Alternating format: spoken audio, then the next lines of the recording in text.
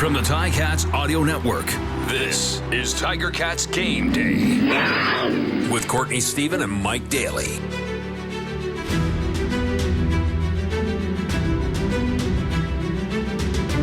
Welcome to Tiger Cats Game Day, presented by Tiffany Gate Fresh Gourmet on the Ticats Audio Network. It is week 11. Ticats are fresh off a bye, playing host to the Edmonton Elks. My name is Courtney Stephen, joined as always by Mike Daly. And heading into this week, Mike, we've got a brand new offensive coordinator. We've got a brand new opportunity. And the Ticats are looking to get back in the win column against a team who has yet to sniff a W this season. How's this one shaping up? Well, for the brand new coordinator part, it's pretty good timing for the Ticats to be able to have a bye week and get Scott Milanovich in, right? Start talking to Taylor Powell, start trying to figure out, what kind of person he is, how they're going to attack Edmonton this week, right? So it gives them a little bit of time. So it's actually, for having a coordinator switch, which isn't always the best thing to happen in a season, it comes at a pretty decent time. Now, with things like this, right, and Court, you and I have experienced this before, coaching changes, coordinator switches, whatever it is, it almost gives you that, preseason spark again, that excitement again, I need to prove myself again as a player, because now it's a new face, a new person you're trying to impress. New teammates are trying to find their way into the depth chart, whatever it is. It gives you that little bit of a spark. So really what I'm hoping for with the Cats is that we can kind of see, that spark come out and really propel them forward with this offense at least. Yeah, and Tim White mentioned this week in his interviews that he was just trying to impress his new coach in practice. And I think when you have a change, especially a significant change of one of the leadership positions, the offensive coordinator specifically, it's kind of an opportunity to create. It is definitely an opportunity to create a line in the sand and say, from this point forward, we're going to do things a little bit differently. The Ticats, 7th in the CFL, averaging 20 points per game on offense. Heading into their 9th, this will be the halfway point of the season. I think that there's a number of things you could point to and say that this is where the season took a turning point, if it did, and no better chance than right now, because I look at the schedule and it's not getting any easier. This is an 0-9 team who's been struggling to find themselves this season. And this week, they're getting back some of their playmakers. So let's talk about who is going to show up for this Edmonton team when they take the field at Tim Hortons Field. We have the quarterback, Trey Ford. What can you tell me about this dynamic Canadian quarterback and what's in his package? Yeah, well, Trey Ford is as fast as anybody out there on the field, right? He is a absolutely dynamic Canadian quarterback. And frankly, what Edmonton Elks fans have been asking for a very long time. They want to see what this guy can do. He's come in, if you remember, Court, I think it might have been last year, he came into Hamilton and he won a game. He started and won. He did. Right? And he is a very capable quarterback, pretty big arm, but the problem that he brings, and we've talked about this with Dustin Crum, is his running ability. The difference between a Trey Ford and the other running quarterbacks is Trey Ford is faster than a lot of these skill players, right? Those fast guys that are out there on defense, he makes fast guys look slow at times, right? So it's a very difficult thing for defenses to try to plan for, because generally your whole defensive scheme and structure is based around your defensive ends being faster than your quarterback, right? So Trey Ford brings that added value, especially with him and Kevin Brown back there, who's been doing really well at running back for Edmonton. There's just a lot of different options that they have in the run game to kind of give this Ticats defense some fits. Yeah, and they will definitely need to keep an eye on him when the quarterback is one of the fastest players on the field, like you mentioned. That opens up the playbook to a lot of different things. The Ticats and the Elks, they are the last two place teams in the league in points allowed. So we can expect to see some offense in this one, but the Ticats, they will want to make sure they focus on stopping the quarterback, and that may mean putting a spy on him. And I don't know if the spy can be a D tackle or a D end. It might have to be a linebacker. It might have to be Stavros Katsantonis sometimes coming down there. It might have to be creative ways of confusing the young quarterback to make sure that he is on his toes as much as they are on their toes. Now, he is going to be throwing the ball up to a couple of different threats. I mean, on paper, this Elks team, they've got playmakers, and coming back into the lineup is Eugene Lewis, a guy who is very proficient at the 50-50 ball. He can go up and get it with anybody on any team in this league. So he is somebody to look out for and to pay attention to, especially as you get within striking distance of the end zone. And then, of course, Stephen Dunbar Jr., a guy that Ticats fans will be familiar with. So for Edmonton, what has been the thing that they have not been able to do this year that they might try against the Ticats? Is it just going for that big play? I mean, they have put up points against Winnipeg in their last game, but they couldn't hold on. What is the strategy that you think they're going to take approaching this Hamilton defense with those kinds of big play receivers outside? Yeah, well, like we were saying, because Trey Ford can run around a little bit, that now takes an extra defender to worry about him, right? You talk about these spy things, somebody that's just watching him the whole time, not really playing any zone coverage, not really playing any man coverage. They're just sit there, watch him. So what that does is it allows these receivers to get one-on-one matchups as opposed to having help, with a zone somewhere or whatever it might be. And when you have receivers like Eugene Lewis, who is one of these rebound type guys, and that means, you don't even have to throw a good pass.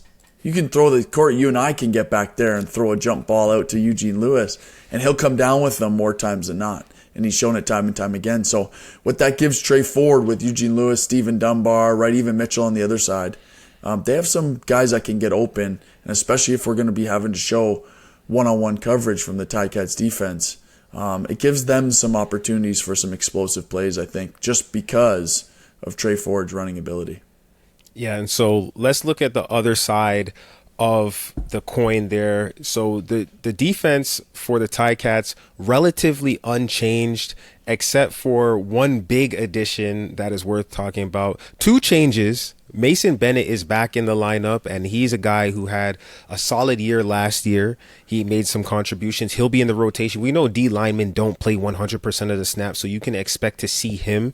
And he's a dynamic guy who's been known to chase down some quarterbacks. But Dylan Wynn, number 98, he had a long-term injury that he is bouncing back from. I know he was on the 6th game. He came back onto the second 6th game. Now he's in the lineup. What impact does Dylan Wynn make to this defense, and does that have to be something that the offensive line for Edmonton has to factor in? Yeah, they'll have to factor it in, but anytime somebody comes back from one of these long-term injuries, you want to treat it kind of like a pitch count type thing. Like, yes, Dylan Wynn has been working back to get into shape and doing all that kind of stuff, which he will be, right? But when you haven't played the physical game that is a game day for these CFL players, you just never really know. So I think it'll be kind of like how we had talked about before with shaking off the rust. If you haven't played for a while, it'll be that for Dylan Wynn, but expect him to be in there. And if he is anywhere close to what he was before the injury, that's one of the best D linemen in the league, right? And he is so dynamic, and he can really break a game open from interior, which is tough to do, right? Like, Ticat fans, we know this from Ted Laurent over the past bunch of years, right? Past 10 years, essentially. Dylan Wynn is essentially that type of player. One of these guys that can break the game open from the interior line, which really shuts down a lot of these run plays. And, I'm kind of excited to see Dylan Wynn get back because, him being a teammate of both of ours, he's a really good locker room guy, but now to see him back out there on the field, it's good news.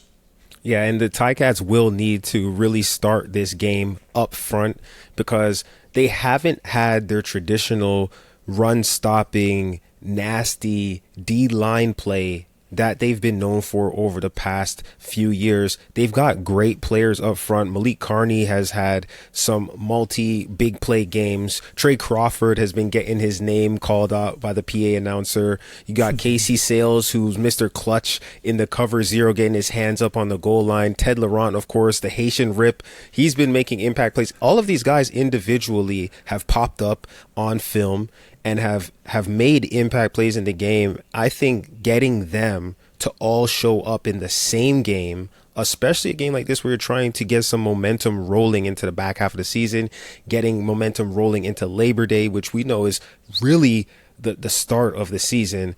I think this game will be won, if it is to be won, starting on the defensive line and the offensive line. We've got Brandon Kemp, Revenberg, David Beard, Coulter Woods-Manzi, and Sartor, who's found a home for himself on that offensive line. So taking it over to the Ticats offensive line, the guys who are going to be protecting Taylor Powell, do you feel like they're starting to gel and that extra bye week would be something that can, give them a little bit of confidence heading into what we don't really even know what to expect as fans? Would it be the same offense? Would it be a completely watered down and simplified version of a new offense? Do they have confidence coming into this one because of the people who are at the front, who I think might have been one of the more solid groups on this team?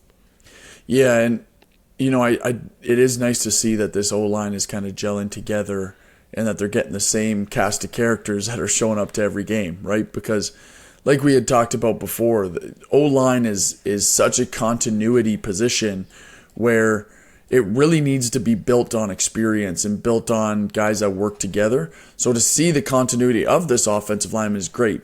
But that being said, they have a task of facing a guy this week in Edmonton like AC Leonard, right? And we have talked about AC Leonard before, but it just continues to flash every time you watch the film or see a game. He is this ultra-athletic defensive lineman, and he's very tough to deal with because of how fast and how physical he is. So wherever he lines up, which will be one of the ends, right? So Kemp or Sartor, they'll get the majority of the looks at AC Leonard, but understand that they're going to be helping out those offensive linemen with little chip blocks from the running back, right? Little press blocks from a tight end, whatever it can be to kind of help out those linemen, because this guy will be a good test for this offensive line and to protect Taylor Powell. But Court, I do want to go back to, because you brought it up, is the new coach, Scott Milanovich, coming in, right? The new offense and how much you can change or what you'll see, right? The Scott Milanovich that I remember was the old Ricky Ray days, right? And really, with those old Ricky Ray days, what you would see was it was very simple offenses, which is good in the sense of it makes the quarterback reads very easy, right? Makes quarterback reads very easy, simple offense, but it comes from a bunch of different looks, different personnel packages. So you're always getting caught off guard, and then next thing you know, you're like, hold on a second, that's the same play they ran 2 drives ago. And then that was also the same play they ran in the first quarter, but you're not used to it. So it's very simple reads for the quarterback, but it catches this defense off guard. So I don't know if that'll come out this first week, but it maybe bodes well for Taylor Powell and a young quarterback to be able to step into an offense with a guy like Scott Milanovich. And it definitely helps that he was in training camp, so he's a little bit familiar with these players. These players have some familiarity with him. And to your point, keeping it something that's easy to digest and understand, football is based on concepts at the end of the day. So when outsiders, people who haven't been in the meeting rooms, they look at one of those offensive playbooks, because the offensive playbook tends to be way bigger than the defensive playbook. Defense has about 20 plays, offense will have 200. But that offensive playbook is exactly what you said. It is a number of concepts and then getting into those concepts a ton of different ways through formations and personnel packages. So I would anticipate seeing the star players, or the players that Scott Milanovich believes are the ones who can make the biggest impact, as highlighted players. So you might see a little bit more of a shift, with a guy like Anthony Johnson coming into the lineup out from an injury that he sustained in camp, coming back in. Now all of the sudden this wide receiver group just got a little bit taller. And if I'm looking at, Duke Williams, Anthony Johnson, that to me seems like I might be able to throw a few more of those balls that are up in the air and I trust my guy to go get it without necessarily having to go as lateral and just get the ball to a quick guy and let him make a big play. Now, does that mean they don't throw screens? Of course not. There's going to be a lot of those, but I think you can see more corner routes. I think you see more digs over the middle. I think you see the post route being thrown, the diagonal. I think you're going to see all of those things because those are staples in a Scott Milanovic offense. And if I had to put my money down, I think the first completion of this game is that good old fashioned Ricky Ray corner route. I mean, he wasn't throwing the bullets, but when you can read the DBs and you see if their shoulders are open or closed, it's just really a simple throw. So I'd love to see Taylor Powell come out with confidence, know where he wants to deliver the ball and put it there on rhythm, but that remains to be seen. Now, I mean, there's another thing that we should talk about, which is there's been a change at punter.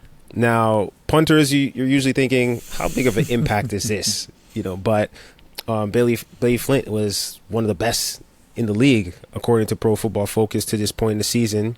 So Vedvik comes into the game. Do you see field position being a big factor in this one? Is it always a big factor, or is this something that is really a nothing burger? Yeah, I think when you talk about the kickers, right, maybe it's less of a big deal to rotate one in or the other, just because these professionals, kickers, right, the punters, the field goal kickers, they're always working on it in the offseason. When you get to that professional level, yeah, the best of the best are going to be a little bit above, obviously, the ones that are in and out of lineups.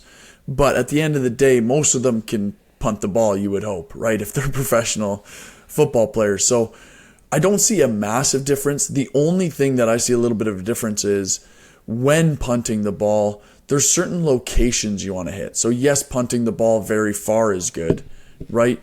But if you punt the ball straight down the middle of the field, the CFL field is too wide, right? So in order for this cover team, the punt team or the kickoff team to run down there, if you kick it in the middle, it spreads them out a lot, right? So now there's all these holes, all these seams. It's easier to return against that.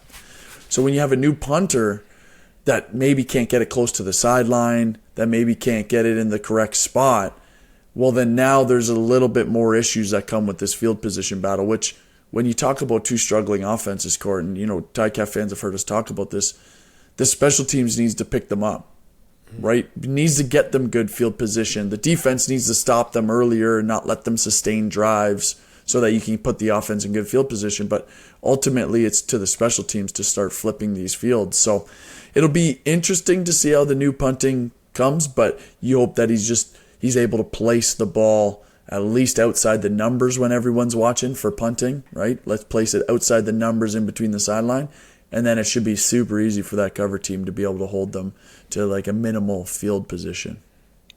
So let's talk about who we're going to see in this game going head to head. Of course, we've gone through all the different position groups, but if you were to watch some folks that are going to be battling out the game within the game, where would you be focused? I'm going to go right back to what I had mentioned before, the Kendrick Sartor versus the AC Leonard, right? When you have a guy like AC Leonard on the team opposite of you that you're trying to play, he is an absolute focal point. And really for a struggling Elks defense, he is that shining star that's out there, because Luchez Purifoy is actually going to be out this game, who's another big playmaker for them. So really it's up to AC Leonard to try to break that game open. So expect the Ticats not just to leave Sartor by himself, but I think that's kind of where my matchup is going to go, because at some point when it is that one-on-one matchup between Sartor and AC Leonard, we're going to hope that he holds up so that Taylor Powell has some time to look downfield and make a play. Yeah, and you know what? If the offensive line doesn't hold up, you got a young quarterback back there. They don't even have to actually sack him to disrupt the rhythm and disrupt his delivery. Another reason why we spoke about bigger receivers, we talk about Anthony Johnson, Duke Williams, those guys have a more forgiving radius for a quarterback. They're quarterback-friendly receivers, meaning when they come out of the break, he doesn't have to put it literally between the numbers for it to be a catchable ball if your catching radius is much bigger. Whereas with the small receiver, it's got to be right on the money. So I think the offensive line, just buy him some time and give him a clean pocket to throw from. And I think, easier said than done, but that's one of the major keys to victory in this one. And continuing on that, I'd say my big matchup to watch would be the veteran Ed Gainey, who's playing halfback, versus Duke Williams, because Ed is a guy who finds his way to the ball. He gets turnovers, and whether it's by a tip or if it's a forced fumble or if he just happens to find his way to the quarterback and get a sack, he can do all of those things. He's of course getting a little bit up there. He's got a lot of years under his belt at this point, but that just means that he's seen all of it. He's seen Scott Milanovich's offense before. He's seen Duke Williams from different teams before. And so when Ed Gainey and number 1 Duke line up against each other, I would love to see how that plays, because that's 2 competitive guys right there. That's 2 very highly competitive guys. And really, I think that's what the CFL game is all about, is second and long, and you go to your big play receiver against their big play DB and you see who wins. Yeah, I agree. I agree for sure. And Court, one thing I think I'm going to look at for, kind of a trend of this game is because of the movement away from Tommy and in with Scott, right? I think a lot of what the Ticat fans were asking for, and maybe internally we're trying to see a little bit more, to switch up the play calling a little bit, which means ultimately getting James Butler involved a lot more, right? So I know it had always been a conversation like, okay, well, James Butler, let's get him the ball. Let's get him the ball. Well, hopefully that fresh face is calling the plays, right? The fresh outlook on the offense. Maybe this is one of those things where you watch the film, you see James Butler's doing a lot of good things, and you say, all right, I need to get James Butler the ball. And as Scott Milanovic, hopefully he's getting into this game going, you know what, I'm going to make it a point to hand this ball off to James Butler X amount of times, right? As long as the game flow allows me to do so, or get him the ball some different way a certain amount of times, because when you have a player like that is itching to get the ball more, maybe that's kind of one way he leans. But hey, that's why we talk behind the microphone and we watch just like everybody else. Yeah, absolutely. And it would be cool to see some of those 2-back sets where the defense has to figure out which one of these guys is going to release and which one of them is going to actually be the running back, because Tyreek McAllister and James Butler, putting both of those guys in the backfield or splitting them both out, they've got unique skill sets and they can create problems both ways. Like you said, getting to similar concepts from different formations and personnel groupings, putting a receiver in the flat, putting a running back in the flat, going submarine across from the opposite side of the formation and going to the flat. They're going to have a heavy dose of all of it, but excited to see what they choose to open up with, because that will set the tempo for the rest of the game. And speaking of, James Butler, Tyreek McAllister, big play guys, who's your X factor for this game? Yeah, I think, when you talked about bringing Scott Milanovic back and maybe he'll be looking to get some of these big playmakers a couple passes, a couple catches, Tim White is the guy I'm waiting for, right? Tim White is this big player that I'm waiting to get going a little bit, right? He had a game earlier on in the season that was unbelievable, but since then, pretty quiet. Right, so I really do want to see Tim White get going, right? Because now that just adds another explosive element to this offense, and it'd be really nice to see him be featured just a little bit as well. Yeah, I like Tim White. I like Sean Thomas Erlington as well as a good spell to James Butler. He's a guy who can really, after you put together 4 plays, you bring in STE. If he gets at least 5 touches, I expect him to get an explosive, whether that's in the passing game or if that's in the running game, because he's just got that skill set. He's smaller stature, but he's built and he's got balance, and so he can break tackles and he can create space for himself. So I'll be looking forward to seeing 31 break a big play. And we covered a lot of stuff, but there's so much more to cover. So make sure, Ticats fans, that you tune in for pregame, because during Tiger Cats pregame presented by Greenworks, we will have our Greenworks Listen to Win contest. Listen for the keyword, and somebody who gets it right will win a Greenworks 80-volt 16-inch front mount string trimmer, including battery and charger, courtesy of our partners at Greenworks.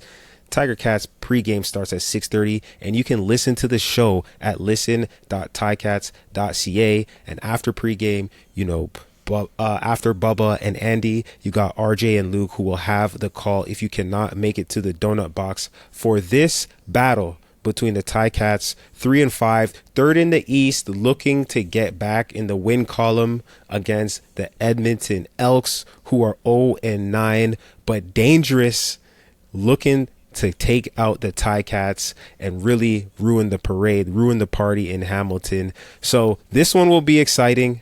I'm going to be there. Mike's going to be there. Make sure you're there. And if you're not, listen.ticats.ca. We appreciate you tuning in for another game day. And until next week, have a great day. It's game day and you're ready. So are we. Let us know your thoughts. Email us at gameday@ticats.ca. Courtney Stephen and Mike Daly are here every game day with their insights into today's game. Subscribe to the Ticats Audio Network on Spotify or wherever you get your podcasts.